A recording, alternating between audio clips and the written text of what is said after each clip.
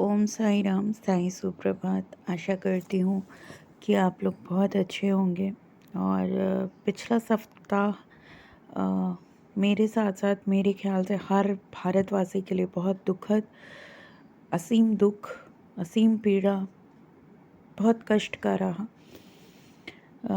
मैं कश्मीर आतंकवादी हमले की ओर मेरा इंगित है और मुझे नहीं लगता कोई एक भारतवासी, सच्चा भारतवासी ऐसा होगा जिसकी आंखें नम ना हुई हों, जिसका सर ईश्वर के आगे झुका ना हो, हमारे बाबा के आगे झुका ना हो और उसने उन मृतक आत्माओं की शांति के लिए प्रार्थना ना की हो।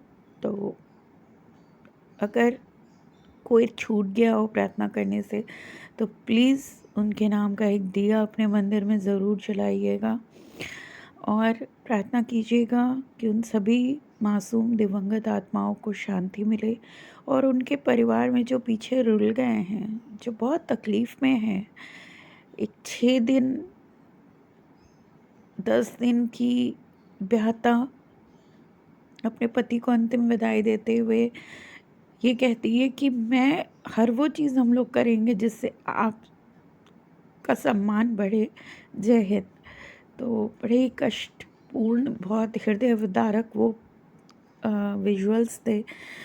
बहुत दुख हुआ मुझे। मैंने अपने मंदिर में बैठ के सभी के लिए प्रार्थनाएं की हैं और जिनका नाम नहीं भी पता था उन सब के लिए प्रार्थनाएं की, उनके परिवारजनों के लिए प्रार्थनाएं की हैं। सच कहूँ कुछ भी बोलने का हिम्मत नहीं हो पाया इतने दिन। कोई शॉर्ट थोड़ा बहुत बना के बाबा का डाल सकी, मन से तो डाल दिया। कुछ भी कहने की ज़बान से हिम्मत नहीं हुई, दिल ने साथ नहीं दिया और दिमाग ने तो एक यंत्रवत चल रहा था कि जिम्मेदारियां हैं तो पूरी करनी है।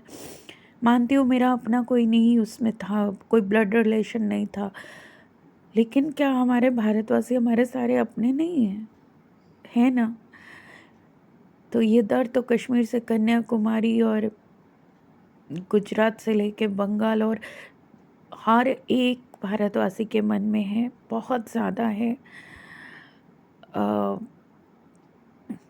कभी कभी अन्याय का प्रतिकार करना इतना आवश्यक हो जाता ना, वरना कान्हा जी कभी भी अगर समझाने से कोई समझ जाता ना तो हमारे कान्हा जी, हमारे कृष्ण भगवान कभी भी महाभारत का युद्ध नहीं होने देते।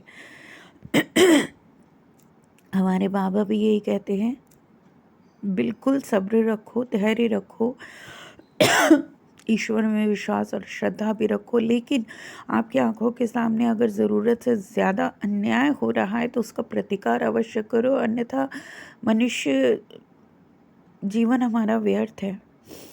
तो अन्याय का प्रतिकार करना, हर वक्त नाराज़ होना या प्रत्युत्तर देना भी आवश्यक नहीं है, ये भी मैं मानती हूँ, लेकिन अन्याय का प्रतिकार करना आवश्यक बहुत ज़्यादा है। सॉरी, मेरी आवाज़ काँप रही है। इस वक्त दिल में जो भावनाएं उमड़ घुमड़ रही हैं उन्हें शब्दों में पिरो पाना, मेरी आवाज़ की कपकपाहट से आप समझ पा रहे हो, बहुत मुश्किल है।